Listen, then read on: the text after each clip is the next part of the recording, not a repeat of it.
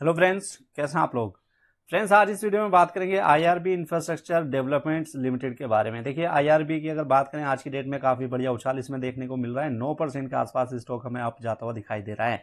अगर देखिए मॉर्निंग में हाई की बात करेंगे 209.90 यानी लगभग 210 रुपये के हाई को इसने टच किया है और पिछले कुछ आवर्स में मार्केट में गिरावट हुई है। इसके चलते स्टॉक में भी थोड़ी बहुत हमें गिरावट यहाँ पर देखने को मिल रही है। लेकिन आज ये जो बड़ी इसमें उछाल हमें देखने को मिला है, इसके पीछे के आखिर रीजन क्या है उसको जानने की कोशिश करेंगे और साथ में देखेंगे कि क्या ये कंपनी लॉन्ग टर्म इन्वेस्टमेंट के लिए सही है। क्योंकि अगर बात करें आईआरबी इंफ्रा की तो कंपनी के पास एक बड़ा ऑर्डर बुक है और बड़े ऑर्डर बुक के चलते बहुत सारे ऐसे इन्वेस्टर्स हैं जो इसमें खरीदारी के बारे में सोच रहे हैं। तो चलिए आईआरबी इंफ्रास्ट्रक्चर के ऊपर बात करते हैं कि आखिर ये स्टॉक आपके पोर्टफोलियो में आज की डेट में होना चाहिए या नहीं होना चाहिए। तो इसके लिए देखिए, सबसे पहले हमें कंपनी की वैल्यूएशन चेक करनी होगी। सबसे पहले अगर हम कंपनी की वैल्यूएशन को चेक करें तो कंपनी का जो पी रेशियो भी चल रहा है वो चल रहा है 31 के आसपास का, और इस सेक्टर के पी रेशियो की बात करेंगे वो 41.62 के आसपास का दिखाई देता है। तो सेक्टर के कंपेरिजन में ये स्टॉक अभी भी कम पी रेशियो के ऊपर आपको अवेलेबल है। वहीं अगर प्राइस टू बुक रेशियो देखेंगे तो ये भी काफी कम है, 1.63 के आसपास दिखाई देती है, जबकि इसी सेक्टर की प्राइस टू बुक रेशियो 4.58 के आसपास की दिखाई दे रही है। तो पी रेशियो के हिसाब से या प्राइस टू बुक रेशियो के हिसाब से स्टॉक अभी आपको सस्ता दिखाई देता है। साथ में एक और चीज आप चेक कीजिए कि ये जो प्राइस अभी चला है 202 रुपए का, ये इस कंपनी की इंट्रिंसिक वैल्यू से कम है। यानी कि जो कंपनी की एंटरप्राइज वैल्यू होनी चाहिए उससे अभी हमें जो करंट प्राइस दिखाई दे रहा है ये इससे काफी कम है। तो इसकी वजह से भी बहुत सारे इन्वेस्टर्स इस पर अट्रैक्ट होते हुए दिखाई दे रहे हैं, इसमें खरीदारी करते हुए दिखाई दे रहे हैं। बात करें मार्केट कैपिटलाइजेशन की तो 11,200 करोड़ रुपए के आसपास की मार्केट कैपिटलाइजेशन है। तो एक मिड साइज कंपनी आप इसको बोल सकते हैं। अब बात करते हैं कंपनी में फाइनेंशियल बेसिस पर किस तरीके की परफॉर्मेंस कंपनी की रही है। तो देखिए, कंपनी का रेवेन्यू अगर आप चेक करेंगे 2018 में 5600 करोड़ रुपए के आसपास का रेवेन्यू था और 2020 में ये रेवेन्यू बढ़कर 6800 करोड़ रुपए तक पहुंच गया था। लेकिन 2021 में गिरावट देखने को मिली, 5200 करोड़ रुपए पर आ गया कंपनी का रेवेन्यू, और 2022 में कंपनी का रेवेन्यू फर्दर घटकर 5800 करोड़ रुपए आ गया। यानी कि 2020 के कंपेरिजन में गिरावट हमें पिछले 2 साल में देखने को मिली है। बात करें नेट प्रॉफिट की तो नेट प्रॉफिट के ऊपर भी नजर डालेंगे तो यहाँ पर देखिए काफी उतार चढ़ाव हमें देखने को मिल रहे हैं। 2018 में 919 करोड़ रुपए का प्रॉफिट कंपनी कमाती थी, जो 2021 में घटकर 282 करोड़ रुपए पर आ गया था। यानी कि पिछले 4 साल में लगातार कंपनी के नेट प्रॉफिट में गिरावट देखने को मिली थी। 2022 में दोबारा से 587 करोड़ रुपए के आसपास का नेट प्रॉफिट कंपनी ने कमाया, लेकिन 2018 के कंपैरिजन में ये नेट प्रॉफिट अभी भी हमें कम दिखाई देता है।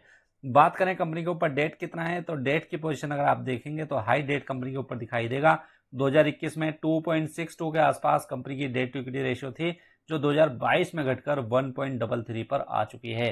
तो इतनी बड़ी गिरावट डेट में क्यों देखने को मिली है? क्योंकि कंपनी ने कुछ एग्रीमेंट साइन किया है और अपनी हिस्सेदारी दूसरी कंपनियों को बेची है, जिसके चलते इन्हें पैसा मिला और उस पैसे से इन्होंने अपने डेट को कम किया है। लेकिन अभी भी काफी बड़ा डेट आपको कंपनी के ऊपर दिखाई देगा। बात करें इसमें शेयर होल्डिंग पैटर्न की तो देखिए, शेयर होल्डिंग पैटर्न को अगर आप देखेंगे तो यहां पर आपको पता लगेगा कि प्रोमोटर्स की हिस्सेदारी इसमें सिर्फ 34% के आसपास आ चुकी है और इसमें से भी 49% हिस्सेदारी इनकी ऐसी है जो इन्होंने प्लेस्ड रखी हुई है, यानी कि अपनी हिस्सेदारी को गिरवी रखकर मार्केट से पैसा उठा रखा है। एफआईआईज की बात करें तो एफआईआईज की आप पोजीशन देखिए, सितंबर 2021 में 13% के आसपास की हिस्सेदारी थी, जो दिसंबर 2021 या मार्च 2022 में एकदम से बढ़कर 48% के आसपास पहुंच गई।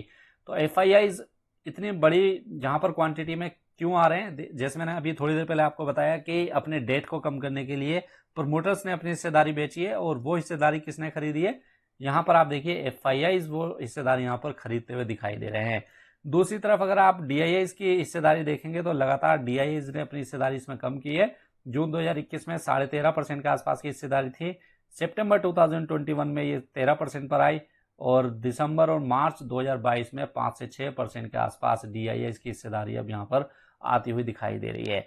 अगर म्यूचुअल फंड्स की बात करें तो म्यूचुअल फंड की 2.5% के आसपास की हिस्सेदारी कंपनी में दिखाई दे रही है और सिर्फ 7 म्यूचुअल फंड स्कीम ऐसी हैं जिन्होंने इस कंपनी में पैसा लगा रखा है।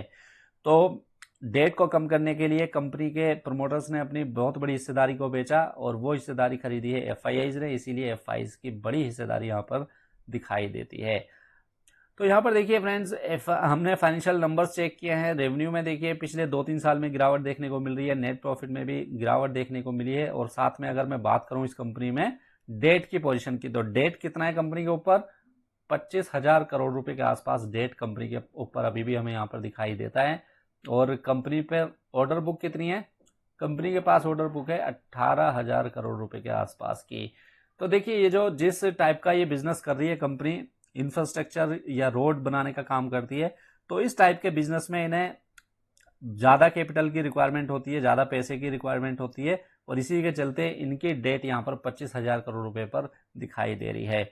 अब क्योंकि इंफ्रास्ट्रक्चर कंपनी है तो डेट तो इसके ऊपर होगा ही, लेकिन हमें यह ध्यान में रखना होगा कि कंपनी पर 18,000 करोड़ रुपए के आसपास के ऑर्डर बुक हैं। तो अगर कोई इंफ्रास्ट्रक्चर कंपनी अपने ऑर्डर बुक के बराबर अपना डेट रख पाती है तो उसको हम एक अच्छी कंपनी बोलेंगे, लेकिन यहाँ पर जो डेट है वो इसके ऑर्डर बुक से लगभग 7,000 करोड़ रुपए ज़्यादा हमें दिखाई दे रहा है। तो हम बोल सकते हैं कि इस कंपनी ने अपने ऑर्डर बुक से बहुत ज़्यादा डेट उठा रखा है मार्केट से। अब या तो ये कंपनी अगले 2-3 साल में काफ़ी ज़्यादा ऑर्डर लेकर आए और अपने ऑर्डर बुक को अपनी डेट के बराबर लेकर आए, तो ये एक सही पोजीशन में कंपनी हमें पहुंचती हुई दिखाई देगी। फिलहाल मैं आपको बोलूंगा कि इस कंपनी में इन्वेस्टमेंट अभी आज की डेट में मत कीजिए। हो सकता है देखिए कंपनी के शेयर प्राइस में हमें बढ़त देखने को मिल जाए, लेकिन एक हेवी डेट कंपनी है, काफ़ी बड़ा इंटरेस्ट के रूप में ये पेमेंट करती है, जिसके चलते इनका जो नेट प्रॉफिट है बहुत ऊपर नीचे होता रहता है। तो ऐसी कंपनियों में मैं पर्सनली इन्वेस्ट करना पसंद नहीं करता हूं जहां पर बहुत ज़्यादा इंटरेस्ट की पेमेंट कंपनी करती हो, जिसके चलते बॉटम लाइन कंपनी की बहुत ज़्यादा अफेक्टेड होती हुई दिखाई देती हो। तो मैं आपको ये बोल सकता हूं कि आप भी अभी फिलहाल इसमें इन्वेस्टमेंट के बारे में मत सोचिए।